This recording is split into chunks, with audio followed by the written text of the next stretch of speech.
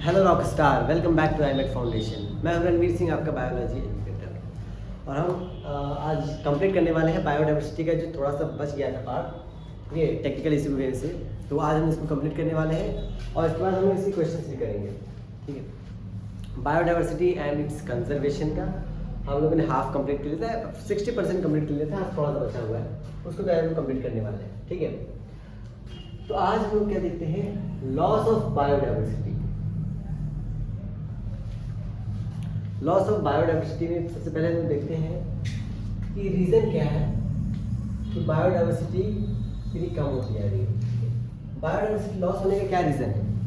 तो मेन यहाँ पर हम लोग 4 रीज़न देखेंगे जिसको इविल पार्ट बोलते हैं। ठीक है, पहला रीज़न तो सबको पता होगा, देख के ही लग रहा होगा कि हैबिटेट लॉस एंड फ्रेगमेंटेशन।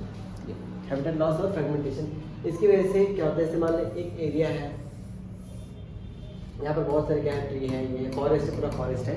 यहाँ पर जो ऑर्गेनिज्म जो यहाँ पर रहते हैं, तो अगर हम इस एरिया को ही या जो फॉरेस्ट है, फॉरेस्ट को ही खत्म कर दें, ट्री वगैरह इसको हम कट कर दें, ठीक है, या इसको हम डिवाइड कर दें, यहाँ से अलग कुछ यहाँ पर इंडस्ट्रियलाइजेशन कर दें, फॉरेस्ट खत्म हो गया, तो जो ऑर्गेनिज्म यहाँ पर सर्वाइव कर रहे थे वो अब यहाँ सर्वाइव नहीं कर पाएंगे। वो या तो कहीं से और शिफ्ट कर जाएंगे, शिफ्ट करेंगे, अगर वहाँ सर्वाइव किए तो ठीक, अगर नहीं शिफ्ट किए तो वहाँ से वो खत्म ही हो जाएंगे एकदम। ठीक है, तो हैबिटेट लॉस का ही लॉस भी एक बहुत बड़ा रीज़न है बायोडाइवर्सिटी के लॉस होने का कारण। ठीक, तो हैबिटेट लॉस एंड फ्रेगमेंटेशन ये हो गया पहला रीज़न। ठीक है,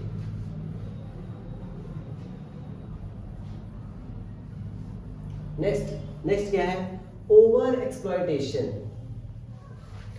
ओवर एक्सप्लॉयटेशन इसका मतलब क्या होता है कि किसी चीज़ का, यदि कोई ऑर्गेनिज्म ही है, उसका इतना ज़्यादा अपने बेनिफिट के लिए उसका यूज़ कर लो कि वो एकदम ख़त्म ही हो जाए। जैसे अगर हम कहें कि कोई ऑर्गेनिज्म है, एक पॉन्ड लेते हैं, पॉन्ड है, पॉन्ड में कुछ फिश है, तो इसमें इतना ज़्यादा फिशिंग किया गया, इसकी मछलियाँ मतलब पकड़ के लोग खा गए कि इस पॉन्ड में फिश ही पूरी ख़त्म हो गई। ठीक है, तो इसका इतना ज़्यादा एक्सप्लॉयटेशन हुआ है कि वो ख़त्म हो गई। मतलब किसी चीज़ का बहुत ज़्यादा यूज़ कर लेना, ठीक है, वो खा पी के तुम ख़त्म ही कर दो, इसी को बोला गया है ओवर एक्सप्लॉयटेशन। ठीक है, अगर ये पॉन्ड है, कोई एक है, मतलब कि एक मछली इसमें से खा रहा है, 2 खा रहा है, 3 खा रहा है, 4 खा रहा है, तो इस मतलब कि अल्टरनेट ऐसे चल रहा है, तो ठीक है, अब एक बार में 500 मछली यहाँ से निकाल दो तो क्या होगा, वहाँ से वो ख़त्म ही हो जाएंगी। तो ओवर एक्सप्लॉयटेशन भी क्या है, एक रीज़न है बायोडाइवर्सिटी के लॉस होने का। Over exploitation. नेक्स्ट है एलियन स्पीसीज इन्वेशन। ये क्या है, फिर एक एग्जांपल लेते हैं। अगर कोई एरिया है, चाहे वो एक्वेटिक हो या फिर कोई लैंड हो, कोई भी एरिया है, यहाँ पर कुछ स्पीसीज पहले से रह रहे हैं, बाहर से कोई दूसरा स्पीसीज यहाँ पर ले आओ, यहाँ पर कोई बड़ा सा स्पीसीज ले आया,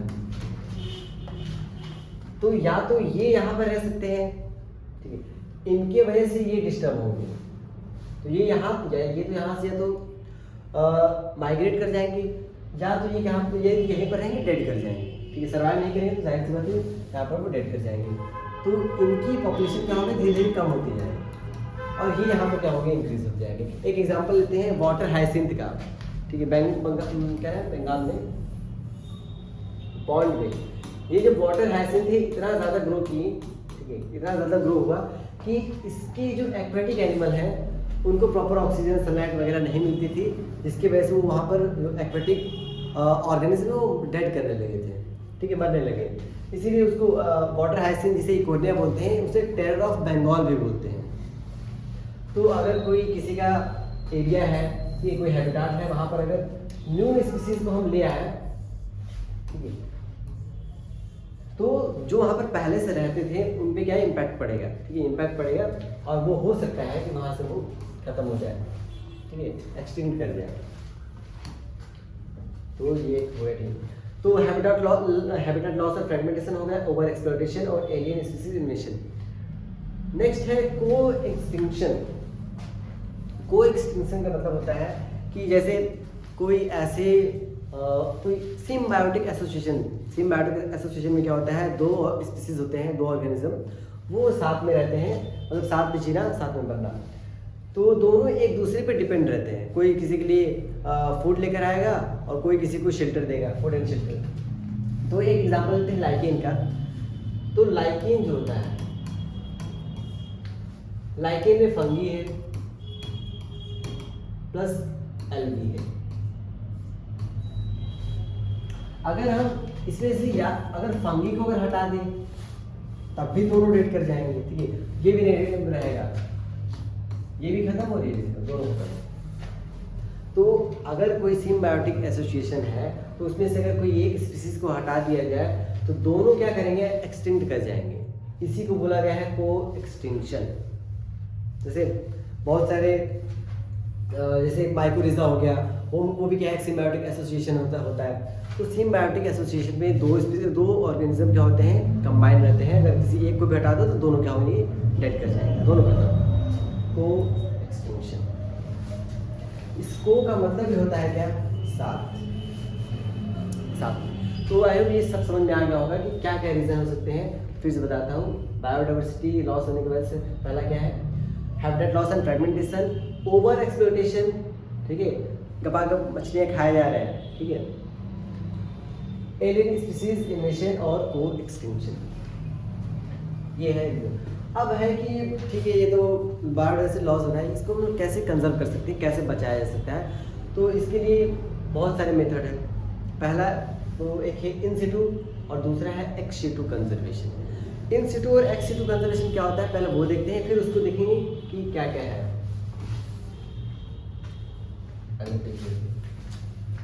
जैसे ये फॉरेस्ट है, इस फॉरेस्ट में कुछ स्पीसीज रहते हैं और ये इंडेंजर्ड स्पीसीज हैं जो कि मतलब कि अब खत्म ही होने वाले हैं, थोड़े से बचे हुए हैं। तो अब क्या करें, इनको इनके हैबिटाट से हटाकर दूसरे जगह अगर हम शिफ्ट करते हैं, दूसरी जगह शिफ्ट करते हैं, ये क्या होता है, ex situ conservation. Ex situ conservation. लेकिन अगर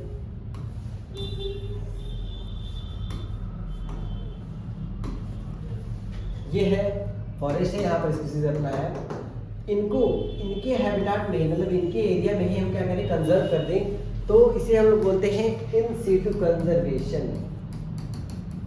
मतलब उसको कहीं हटाओ मत, उसको उसके ही जगह पे क्या करो, कंजर्व कर दो, ये है इन सिटू कंजर्वेशन। उसको हटा के किसी दूसरी जगह शिफ्ट कर दो, ये है एक्स सिटू कंजर्वेशन। नाम से ही पता लग रहा है इन सिटू और एक्स सिटू। यहाँ तक कोई दिक्कत। जैसे हम लोग देखते हैं जू, चिड़ियाघर देखते हैं, चिड़ियाघर किस में आएगा, हमारा क्या है, एक्स सिटू कंजर्वेशन में आएगा, उसको उठाकर लाया गया है एक्स सिटू कंजर्वेशन। अब देखते हैं एक्स सिटू, इन सिटू और एक्स सिटू।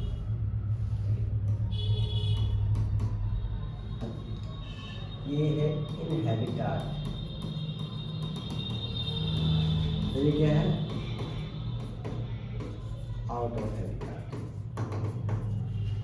हम लोग कुछ एग्जांपल देखेंगे कि कौन से इन सिटू कंजर्वेशन में आएगा और कौन सा एक्स सिटू कंजर्वेशन में आएगा। तो जैसे बायोस्फीयर रिजर्व हो गया, वो हमारा इन सिटू में आएगा। देखते हैं पहले,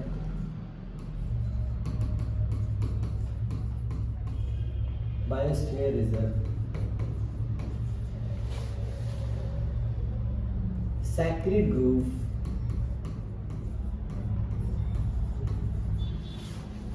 और वाइल्ड लाइफ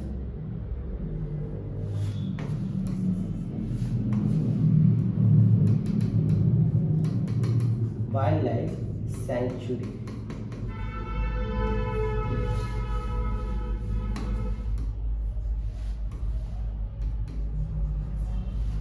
और हॉटस्पॉट, ठीक है, biosphere reserve, second groove, wild life sanctuary और हॉटस्पॉट, ये सब क्या है, ये सब हमारे इन सिटू कंजर्वेशन में आएगा। लेकिन अब एक्स सिटू कंजर्वेशन में हमारा बोटेनिकल गार्डन, ये बोटेनिकल गार्डन हो गया, जूलॉजिकल पार्क हो गया, जूलॉजिकल पार्क। और इसमें वाइल्ड लाइफ सेंचुरी है, इसमें क्या होगा, वाइल्ड लाइफ सफारी पार्क, ठीक है। ये इस पे थोड़ा ध्यान देना है, कौन वाइल्ड लाइफ सफारी पार्क है तो ये एक सिटू में आएगा, और वाइल्ड लाइफ सेंचुरी है तो वो हमारा इन सिटू कंजर्वेशन में आएगा, ठीक है।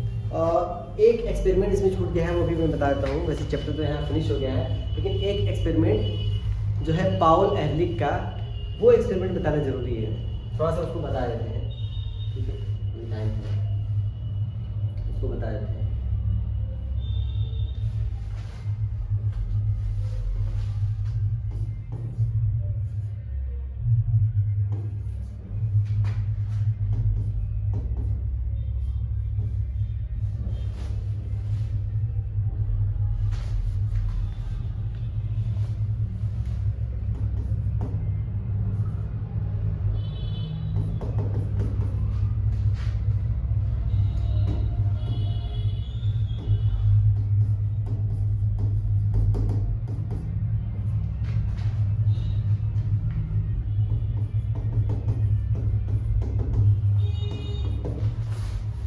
इनका एक्सपेरिमेंट ये था कि अगर कोई इकोसिस्टम है, उस इकोसिस्टम में से अगर की स्टोन स्पीसीज को अगर निकाल दिया जाए तो क्या इम्पैक्ट पड़ेगा उस इकोसिस्टम पे, क्या होगा क्या नहीं होगा।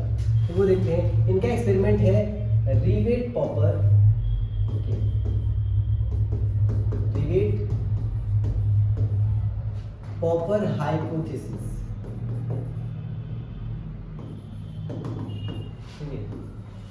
Rivet popper hypothesis. ये किसका था, पाउल एहरलिच का था। इन्होंने कैसे एक्सपेरिमेंट किया वो बताते हैं। सबसे पहले इन्होंने क्या किया, जो रिवेट मतलब क्या होता है, बोल्ट, इसको स्पीसीज इसको कंसिडर के स्पीसीज, और जो एयरप्लेन होता है इसको इन्होंने इकोसिस्टम माना, ठीक है।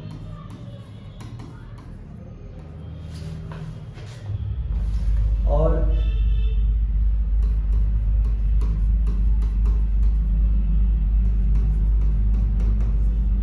की स्टोन स्पीसीज को विंग्स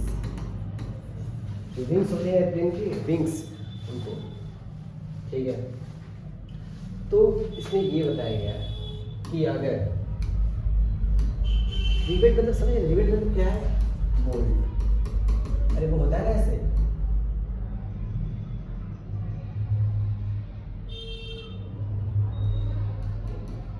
ऐसे देखा होगा जो कहीं ठीक है, मतलब कि बोल्ट लगाते हैं ना, वही वाला बोल्ट, ठीक।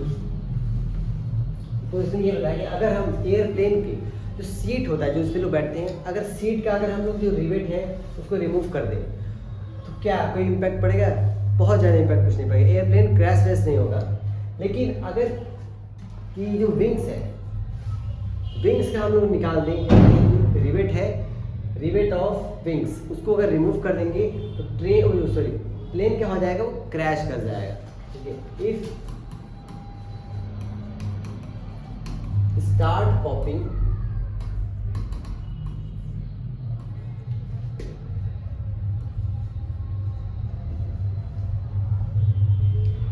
रिवेट ऑफ सीट क्या करेंगे तो क्या होगा, कुछ नहीं होगा।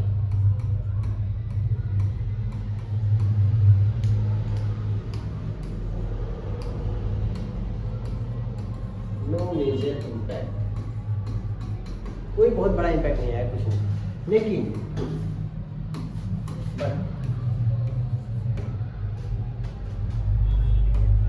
स्टार्ट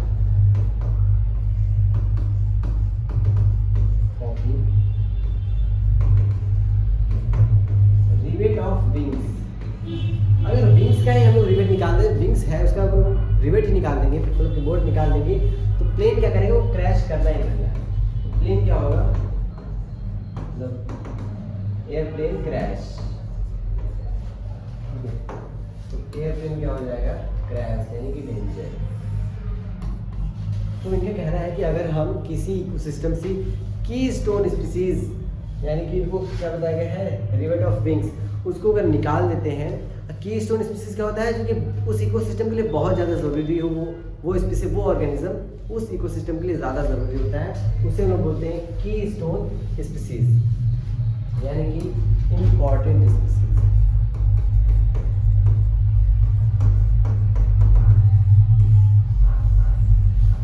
पॉल एहरलिच का ये एक्सपेरिमेंट है, इन्होंने ये बताया कि अगर किसी इकोसिस्टम से कीस्टोन स्पीसीज को रिमूव कर दिया जाए तो वो इकोसिस्टम पे बहुत बड़ा इम्पैक्ट पड़ेगा, ये बताया गया। इन्होंने क्या किया, बस ये रिवेट एयरप्लेन लिया और कीस्टोन स्पीसीज इसको कंज्यूम किया। रिवेट क्या है, स्पीसीज है, एयरप्लेन क्या इकोसिस्टम है, और कीस्टोन स्पीसीज विंग्स है। तो यहाँ पर होता है चैप्टर फिनिश। ये वाला थोड़ा सा एक्सपेरिमेंट छूट गया था, इसको बताना था, वैसे बताना था, इसमें आज बता दी। और एक बार देख लेते हैं कुछ और।